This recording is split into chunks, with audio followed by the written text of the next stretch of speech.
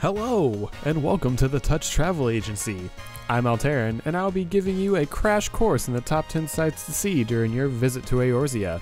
Let's get started. Whether you love gladiatorial combat or you want to spend your life savings, Willda is the place for you. With a sprawling market and a well-kept arena, you'll never want for anything while you're there, and who can say no to that skyline? Even though the kobolds hate people, they have some very impressive architecture. If you find yourself in the most northern section of lanesha, then be sure to take in the sight of this sprawling beastman cityscape that frames the ever-bubbling Ogamoro volcano. Whether you're actually getting married or quietly supporting your friend's poor life choices, the Sanctum of the 12 is a sight to behold. This massive chapel sits on a pristine, calm pond surrounded by trees, and regardless of the abomination that occurs inside, the exterior is flawless. If you're a history buff, then I strongly suggest checking out the floating city of Nim. A strange incident occurred many years ago that left the ground beneath the city decimated, while crystal formations beneath the ground have kept small islands floating in midair. In the distance, you will see a single, complete floating structure. Who knows what mysteries are held within? Perhaps a daring adventurer, maybe like you, will explore it someday. It's no great secret that the Garlean Empire has a knack for sticking their oppressive Magitech noses where they don't belong, but one can't help but marvel at their skill with building incredibly intimidating black spires. While in Vesper Bay, take a moment to glance past the town gates to see this spectacular work of slave labor. But don't get too close, the guards will kill you on sight. The calamity struck all of Eorzea. The scars are usually seen in the form of crystal formations across the land, but every so often you can see massive pieces of the Lesser Moon Dalamon that fell when Bahamut was released. The Northern Shroud is one such area. If you visit Fallground Float, you can take a little walk to Finder's Bluff to get a fantastic view of this massive piece of frightening technology.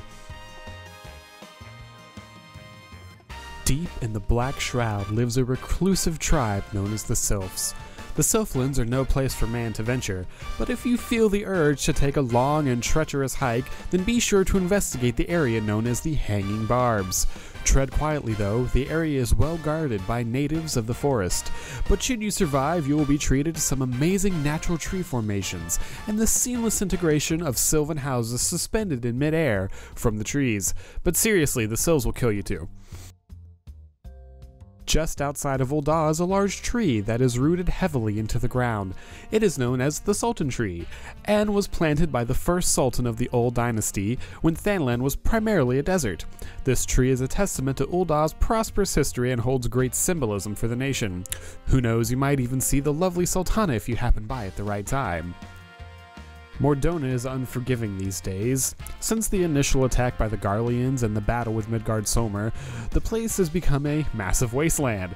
The explosion created from that fight disrupted the etheric flow so much that raw magical energies attached to everything and turned into crystals. If you manage to get past the Marlboros and Heretics, you will reach a cliff with a crystal tree that overlooks the lake.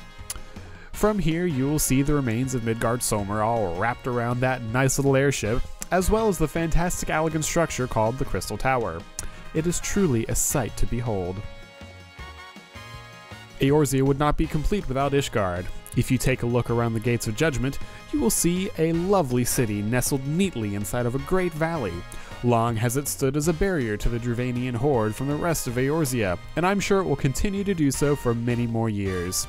While the city gates have been sealed to outsiders for some time now, our travel agency has been working tirelessly to help rebuild the tourist industry in this nation.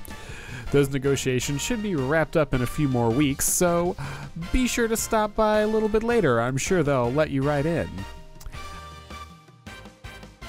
I hope you've found this little trek through Eorzea informative, and if you have any friends who are looking for a vacation, be sure to send them our way and let them know that the Touch Travel Agency is here for you. Until next time, I'm Alteran, and I will see you next time. Goodbye.